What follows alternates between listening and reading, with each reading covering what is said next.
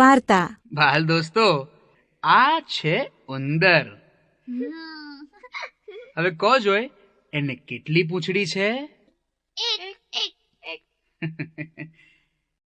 બાલ દોસ્તો, તમે કદી 7 પૂંછડી વાળો ઉંદર જોયો છે?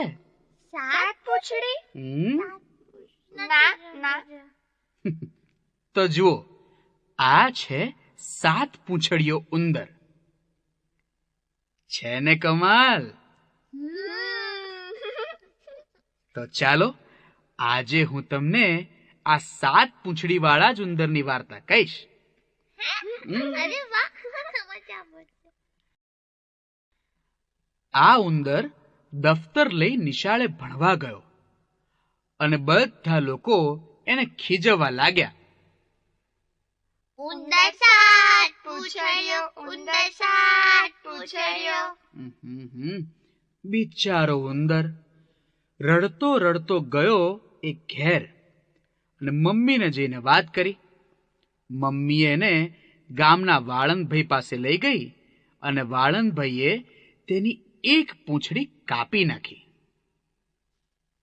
એની સાથે જ ઉંદર તો ખુશ થઈ ગયો. બીજે દિવસે ફરી તે નિશાળે ગયો. બાળકો એને ફરી ચીડવવા લાગ્યા. ઉંદર 6 પૂંછડીઓ, ઉંદર 6 પૂંછડીઓ. ઉંદરભાઈ તો પાછા નિરાશ થઈ ગયા. પાછા ઘેર આવ્યા. મમ્મી સમજી ગઈ. ફરી બંને જણા વાળંદભાઈ પાસે ગયા અને ફરીથી બીજી એક પૂંછડી કપાવી નાખી. એ સાથે જ ઉંદરભાઈ તો પાછા ખુશ થઈ ગયા અને ફરી ઉપડ્યા નિશાળે. બાળકો તો ભાઈ ઉંદરભાઈને જોતા જ કે ઉંદર 5 પૂંછડીઓ, ઉંદર 5 પૂંછડીઓ. હવે તો હદ થઈ. ઉંદરભાઈ પાછા નિરાશ થયા. એ ફરી પાછા ઘર ભેગા થઈ ગયા. આમ એક પછી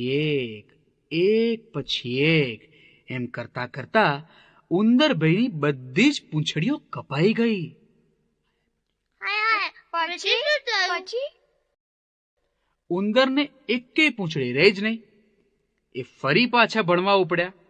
નિશાળે જતાની સાથે જ ઉંદરને જોઈ સૌ કોઈ શું કે ખબર છે? શું કીધું બધાએ? ઉંદર બાંડો, ઉંદર બાંડો, ઉંદર બાંડો. ને ઉંદરભાઈ તો પાછા ઘરે ગયા. હવે થાય શું? ઘરમાં બેસીને બચારા રડવા લાગ્યા. સવારથી સાંજ સુધી બસ રડ્યા જ કરે. એમને કંઈ જ ગમે નહીં. દોસ્તો સાથે રમવા ના જાય, એમને ખાવાનું ના ભાવે. બસ એક ખૂણામાં લપાઈને બેસી રહે અને રડ્યા જ કરે. મમ્મી, હવે હું ભણવા નહીં જાઉં છું. નહીં જાઉં, નિશાળે ભણવા નહીં જાઉં. માં આ પોતાના દીકરા ઉંદરની વાત બરાબર સમજી ગઈ. એને પણ દુઃખ તો થાય જ ને. એટલે માં ઉંદરને સમજાવતા જ કે બેટા, સૌ ભલે તને ખીજવે, પણ તું ખીજાઈશ નહીં. જો તું એવું કરીશ ને તો પછી તને કોઈ નહીં ખીજવે.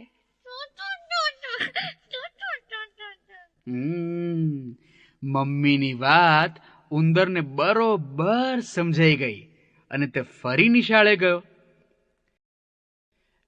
બાળકો તો તેને જોતા જ નાચતા જાય ને ગાતા જાય. ઉંદર બાંડો, ઉંદર બાંડો, ઉંદર બાંડો. પણ ભાઈ ઉંદરભાઈ તો સહેજ પણ ખીજાયા નહીં અને તે પોતે પણ જોરથી હસવા લાગ્યા. ને પછી સૌની સાથે નાચતા જાય અને ગાતા જાય. હા ભાઈ, હું બાંડો, હું ઉંદર બાંડો. મને મજા પડી ભાઈ, મજા પડી. આ સાંભળતાની સાથે જ બાળકો તો નવાઈ પામ્યા. તેમને થયું કે હવે આ તો ખીજાતો જ નથી, તો હવે એને ખીજાવવાની શી જરૂર. પછી તો સૌ કોઈ આ ઉંદરભાઈના દોસ્ત બની ગયા.